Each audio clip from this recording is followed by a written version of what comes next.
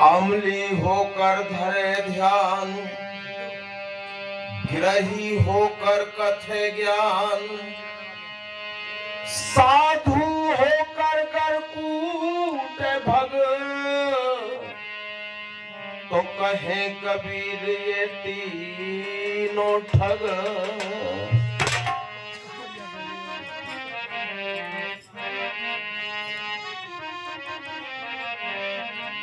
प्रेमियों, ज्ञान आत्मन संत गुरु ने दर्शाया है कौन कर्ण कितना बड़ा विद्वान है,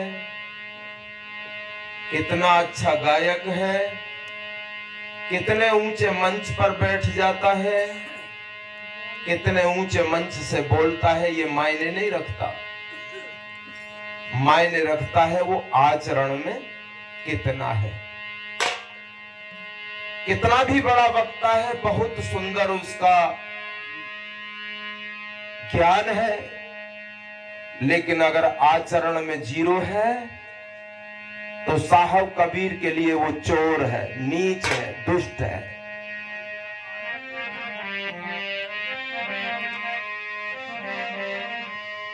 साहब कहते हैं, प्रेमियों,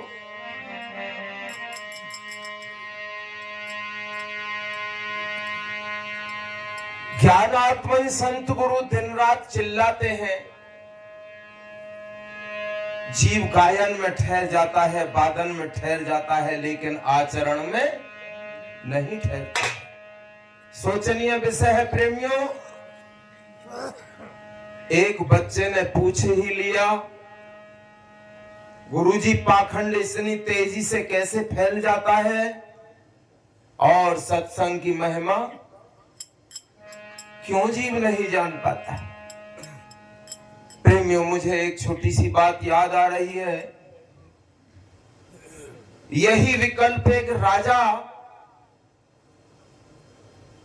के ब्रेन के अंदर बन गया। वजीर से पूछा, वजीर ये तेजी से समाज में पाखंड कैसे फैल जाता है।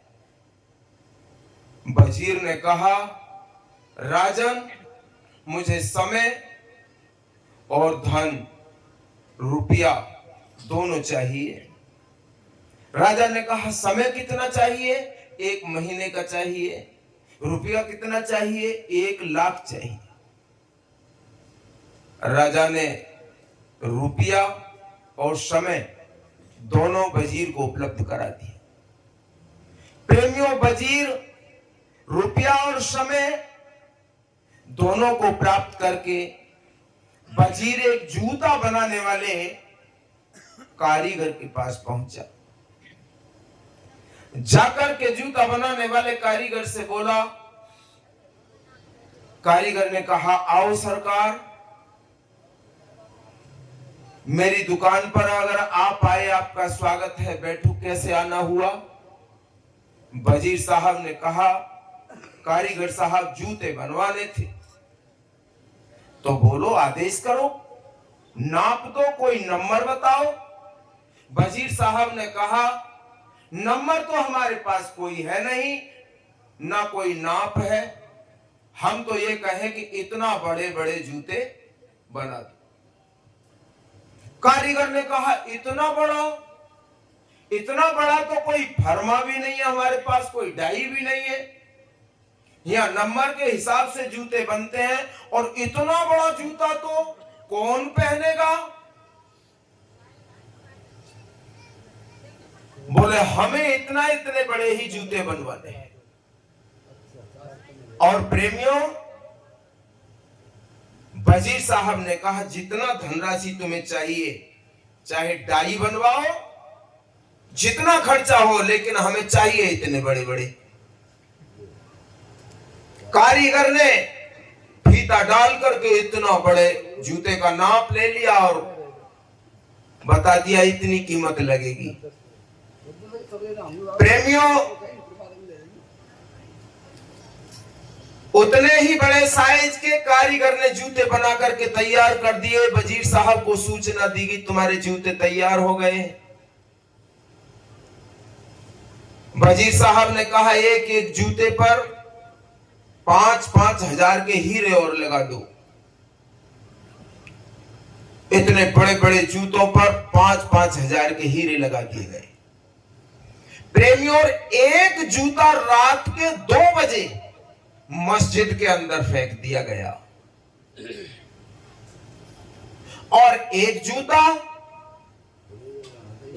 शिव मंदिर के अंदर फेंक दिया गया।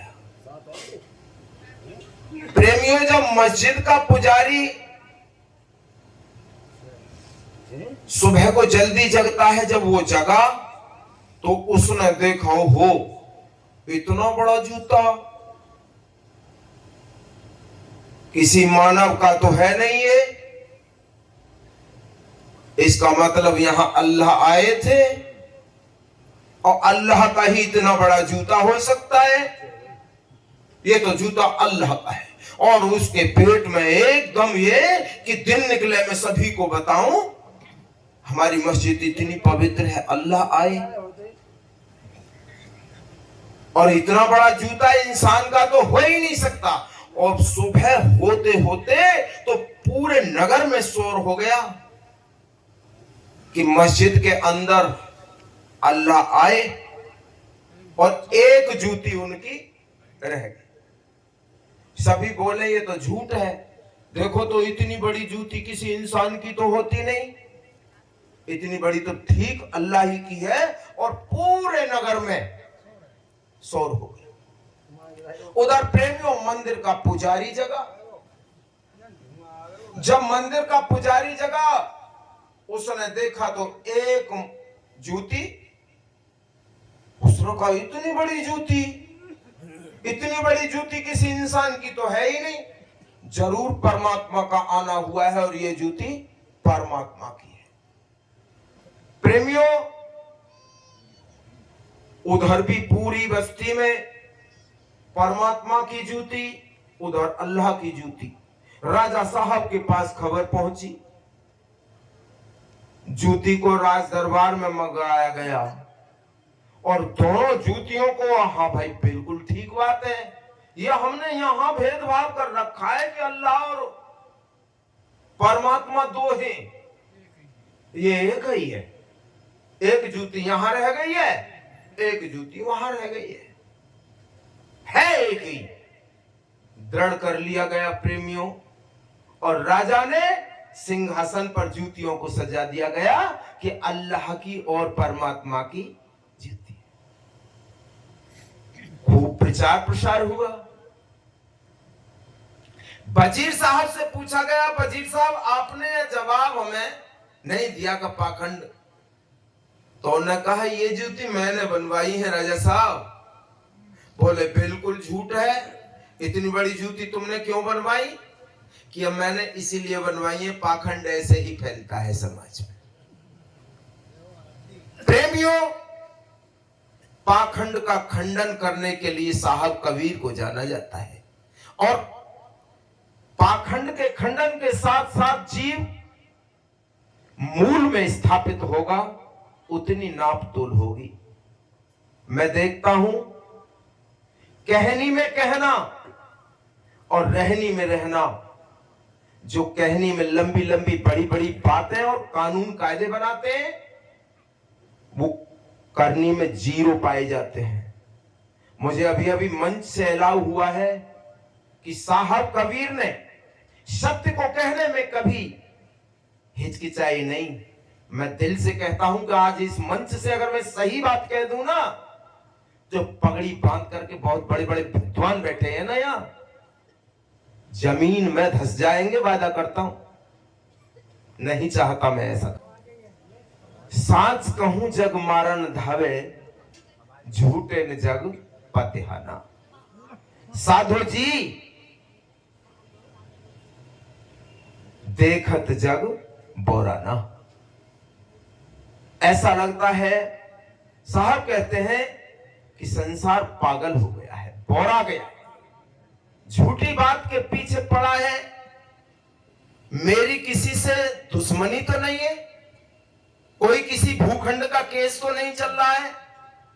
बात केवल इतनी है कि अवगुणों से मुझे नफरत है, और अगर अवगुणों की तरफ कहा जाता है तो जीव काटने को आता है प्रेमियों।